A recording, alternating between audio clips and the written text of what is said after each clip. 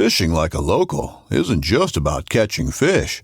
It's about connecting with the environment and the people who call it home. It's about hearing the stories and traditions that have been passed down for generations and sharing unforgettable moments with the people you meet along the way. Fishing like a local is having an experience that stays with you forever. And with Fishing Booker, you can experience it too, no matter where you are. Discover your next adventure on Fishing Booker. Hunting boots are a critical component of any successful hunt. Whether walking a short distance to your blind or trudging miles through rugged terrain, your feet are carrying the load. Without the right boots, you could give up early and lose out on that trophy just over the ridge. At Midway USA, we make selecting boots for your next hunt easier. With just a few clicks of a mouse, you can decide on what's important, like waterproofing, insulation, size, width, and savings. For just about everything for shooting, hunting, and the outdoors, check out MidwayUSA.com.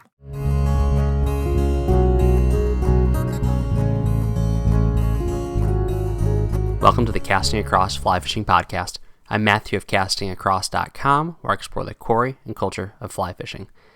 Welcome to this episode where we talk about fly fishing in and around the holidays. Now, I want to be very clear. I'm no trout biologist, but I do know that trout don't know it's the holidays. So they aren't going to respond differently to you if you happen to fish on December 25th or you happen to fish on January 1st. However, I think there are some very good reasons to get out around those days. Notice, I'm not saying on those days. However, you choose to celebrate is up to you, I suppose. But there are some good reasons to get out around those days, and I think it will pay off both in the results of your fishing and in your experience fishing. So we're going to talk a little bit about kind of the actual nuts and bolts of getting on the water, as well as maybe the experience and the appreciation. So my hope is that this podcast, short 20 to 25 minutes, will be encouragement for you to maybe integrate fly fishing into your holiday season. So if you don't have plans already, maybe you can make plans. If you have plans, but this sounds like better plans, then maybe these can be those better plans. Now, of course, I'm not advocating skipping out on family activities. If you have a special movie that everyone has to watch, then that's really important. But maybe you can not watch the sequel, because who wants to do that? So I'm going to talk about a few different reasons why I think it's worth getting out. Moreover than it's always worth getting out if you can get out to fish. But you can always guarantee a certain level of solitude when you go fishing around special days. Now, this just isn't a thing for the holiday season. This is true year-round. I've talked before about how I used to time my Erie steelhead trips around Steelers games. There were so many less people on the water in those awesome kind of twilight hours when the Steelers had a 4 o'clock kickoff. Now, given it was only between 2:30 and 3 o'clock up until dark, but the volume was reduced significantly as far as anglers that were on the water. Same thing, I would fish around State College when Penn State was playing. And there's a couple other people that were there, and you could tell they thought, okay, I was anticipating having this to myself, and I was anticipating having this to myself. But there's still a whole lot less people on the water when that's happening. So again, I am not saying, you know what, Christmas morning, wake up, go fishing, forsake the kids, and you'll have the water to yourself while all those other rubes are stuck around the Christmas tree. That's not what I'm saying at all. But because there's a lot of other stuff happening in the days immediately preceding and the days following Christmas, even in the weekends that are adjacent to the holidays, where you can get out and get on the water and you've been doing stuff with your family. You've been doing your last-minute preparations. You've been finalizing stuff you need to finalize at work in anticipation of leaving for maybe a couple days or for a week. Other people have those same obligations as well. And so we're not all on the exact same schedule. So you can get out maybe 2 days before, maybe 2 days after, maybe Christmas Eve morning, maybe late in the afternoon on Christmas Day if there's nothing going on. you can get out and get on the water and probably have that water to yourself, because this is a time of year when, of course, depending on where you live, really Mason-Dixon line up, the weather isn't super great. So you're going to have a reduced angler quantity on the water to begin with. Then you add in all the other holiday stuff going on.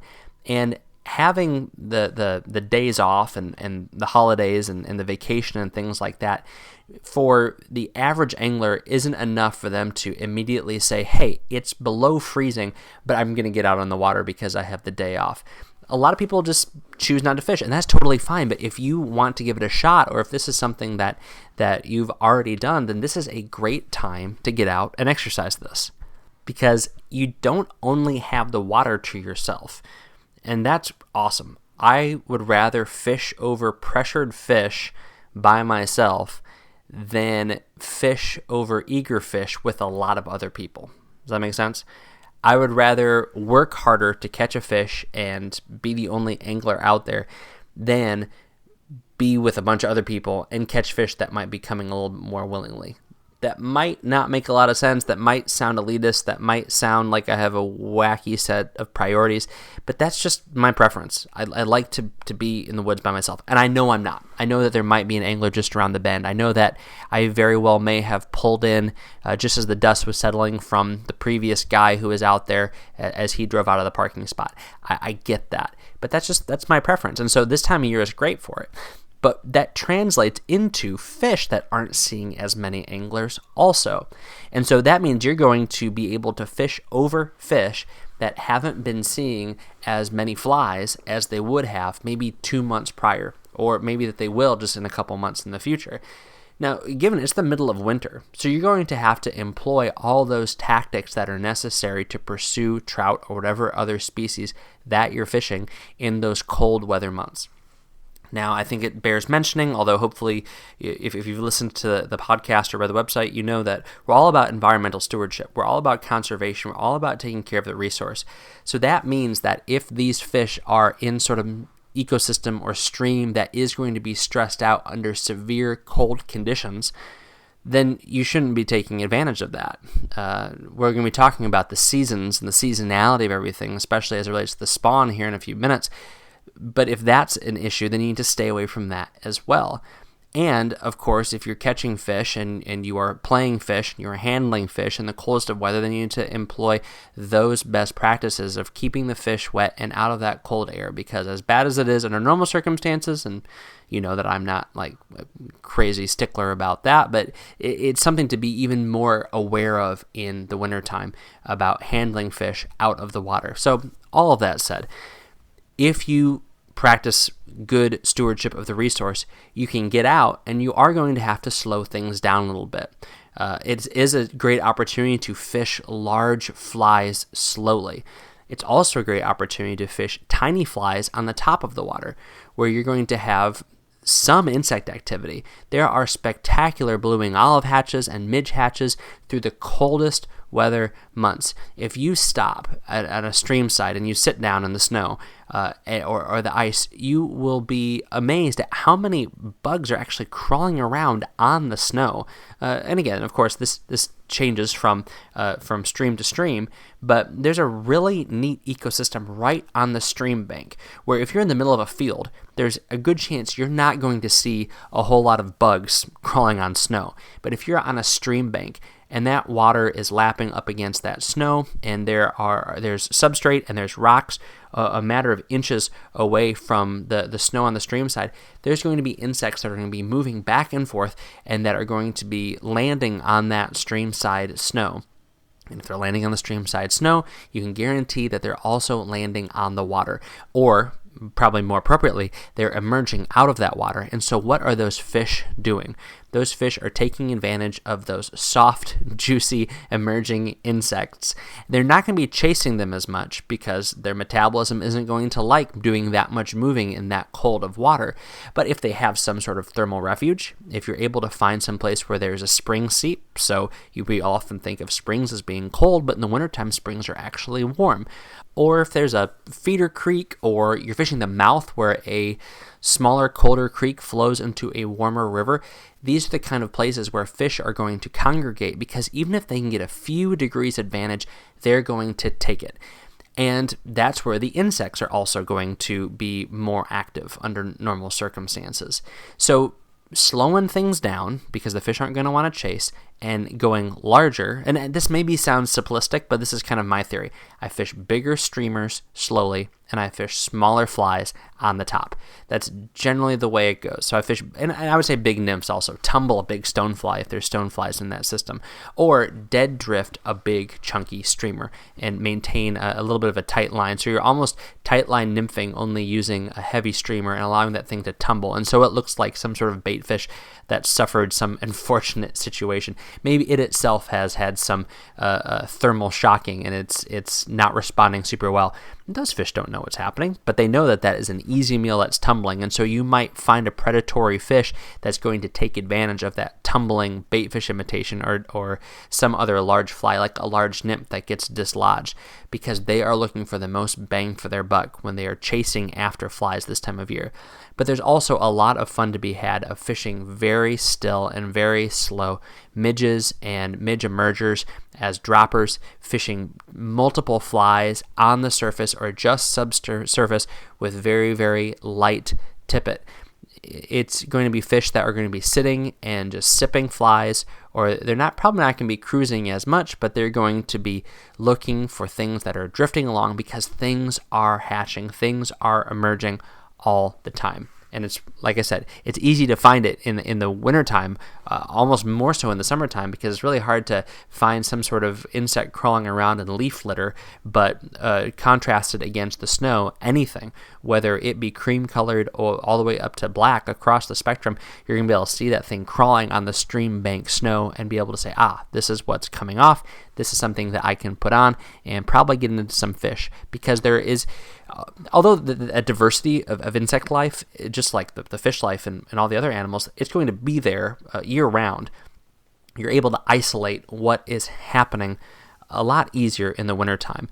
Things slow down. There's not going to be the diversity of insect activity, although the insects are going to all be present in that ecosystem year-round. And this kind of leads into the second thing that I wanted to talk about, aside from solitude and how to fish when you're fishing over these wintertime fish. And there's a lot more winter fly fishing resources on the podcast and on castingacross.com. But there's a chance, depending on where you're fishing, if you're fishing somewhere, and like where I fish in Massachusetts and in New Hampshire and in Maine and then in the Mid-Atlantic, some of the areas that have more wild trout fisheries that have a real seasonality to them, that are primarily brook trout fisheries, close down anywhere from September to October, and they don't open back up until maybe January or maybe early springtime. And the reason for this is that the state departments of conservation or Fish and Wildlife, they want to establish a nice, strong buffer to allow those fish to not only spawn, but then to protect their reds and their eggs, to give them the best chance of having the highest yield rate. So even though the spawn might be over in the middle of month X, they give it an extra month so that those little fish can have a chance to incubate and get out and begin their life unmolested by wading boots and by people pursuing their fish parents, so that they may potentially offer a little more protection over the course of those integral first few months. But once you finally get out on the water, do what I was talking about earlier. Take a look at what's going on. Don't rely on that last fly that you were using that might still be on the end of your leader from when you went fishing in the fall. Start over. I think that's such an important part of fishing seasonally, is not getting stuck with what you did last time. We know how much we change our patterns and our techniques over the course of a season when we're fishing frequently. It might be incrementally. We might use one fly a lot in the first week, and then we start to shift to a second fly, but we're still using that first fly because it's still producing. But then that second fly takes over as the predominant pattern that we're using. And I know this is a kind of a gross overstatement and generalization of how we fish, but it is kind of true. But you take a couple months off because you have to, because the waters are closed, and now everything is very, very different. So don't rely on that last thing that you are fishing. But take advantage of that water opening back up if that water has been closed.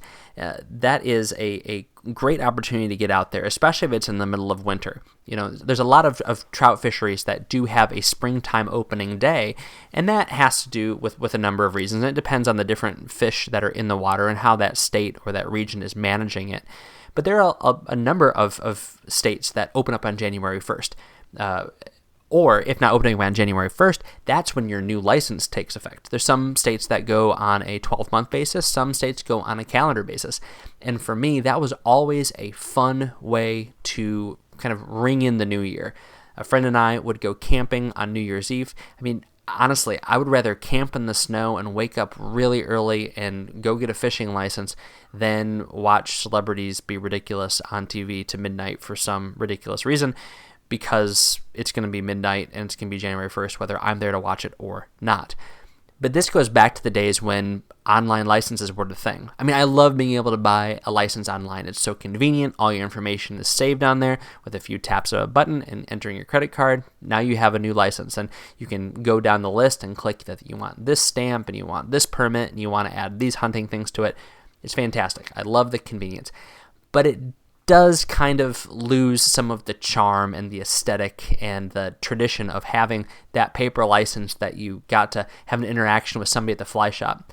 And I still have a number of old paper licenses that have the signatures of men and women who have actually passed on, or that I'm not in contact anymore, but were people that I had lots of conversations with and lots of interactions with over the year at the fly shops back when we used to have paper, pen and paper licenses. And then you had other cool things like Pennsylvania had their trout stamp program, where it was an actual illustration or a painting that got shrunk down into a little stamp that you had to lick and put on your license and then sign over it.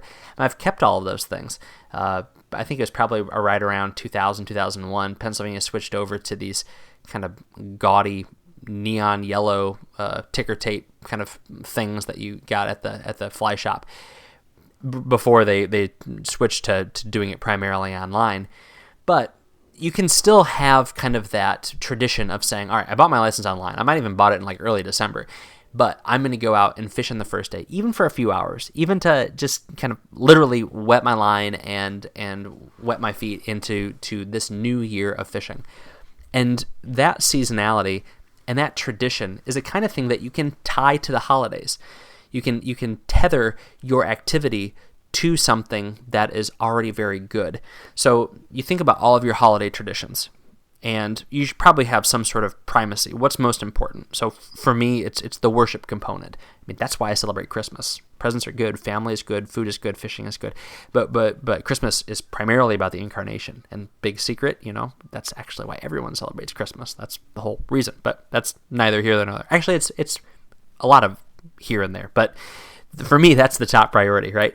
And then you have time with family, and then you have the gift giving, and you have the meals, and you have the other auxiliary activities that go on around that. Well, why not integrate getting outdoors? Christmas is about celebrating. It's about celebrating one very specific thing that has implications to the rest of my life, but the rest of my life includes getting outside by myself, getting outside with my family. So why not make that a part of this kind of, season-long celebration? Starts a couple days before Christmas, goes a couple days after New Year's. Generally, I kind of take that time in between those two holidays off, and so there's ample opportunity for me to do all of the things that I want to do with my family for my job in ministry, and be able to get outside in some way. So I might as well, if I can, if it's not an imposition on anyone or I'm taking away something, get out on the water just a little bit and make that a part of what I do as I celebrate the season.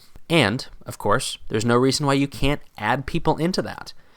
You can make it a New Year's Day tradition. You can make it a day after Christmas tradition. You can make it a Wednesday in between the weekends tradition. Whatever it might be, you can add that into your family's routine. Now, that might not work for you for the stages and ages of where you and your family are in life, but it may very well be a part of it. It could be the thing where you've got some sort of Dan Fogelberg situation where you're back in town and a high school friend is back in town, and instead of sitting in a parking lot, you go fishing. Maybe you used to go fishing. Maybe it's just a way to get outside and walk through the woods and spend time with somebody you haven't seen in a long time. Maybe it is a cousin or a nephew or an in-law where you're able to get out and do something a little bit different, have some one-on-one time. The guys maybe get out, the girls maybe get out, whatever it might be. It's a way to add something different. It takes you out from in front of the television, takes you away from maybe the crazy.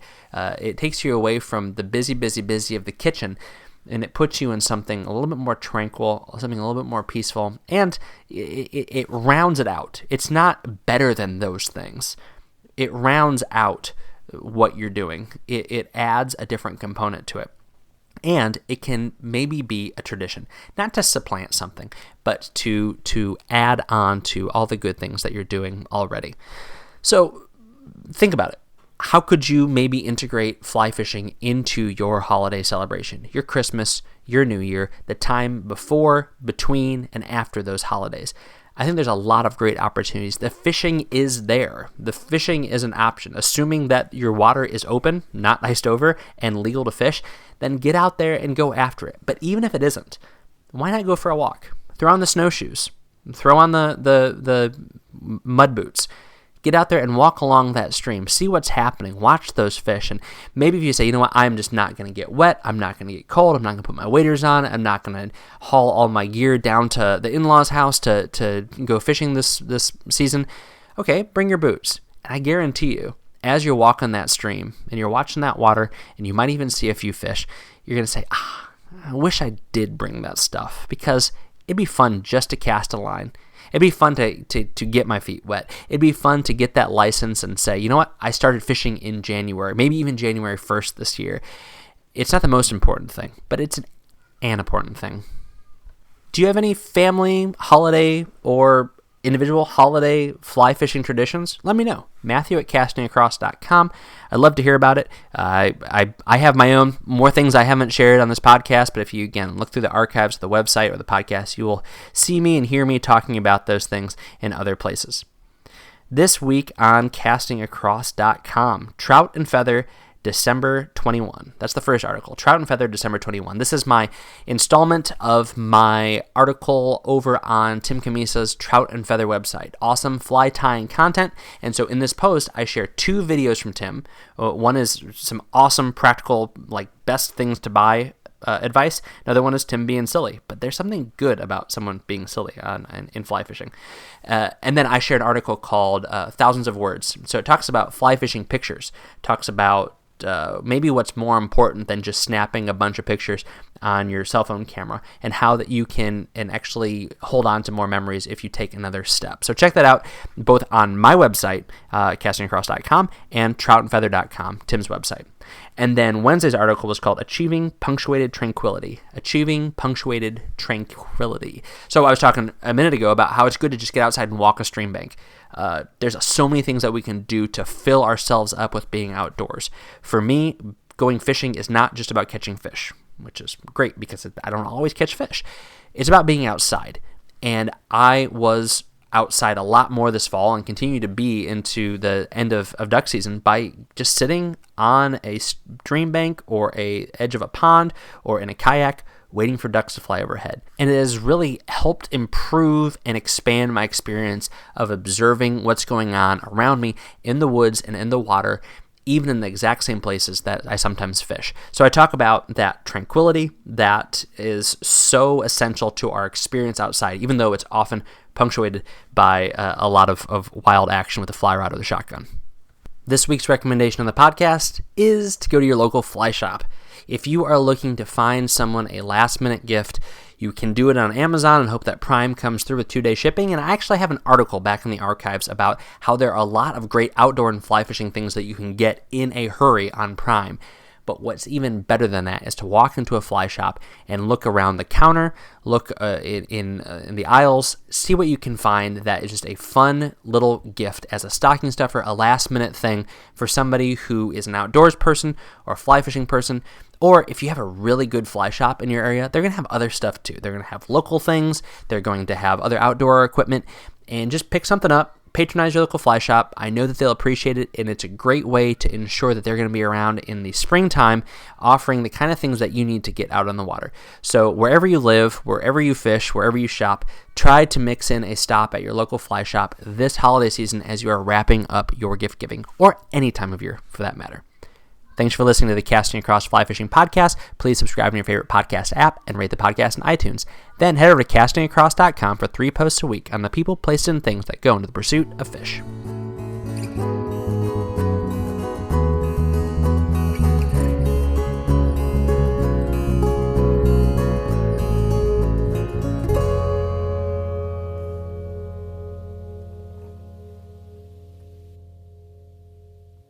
In Wild Country, rules were not created by man. Don't miss Wild Country, Wednesdays from 7 to 11 p.m. Eastern. Presented by Primos. Speak the language. Waypoint TV, the destination for outdoor entertainment. A life that has the stories to back it.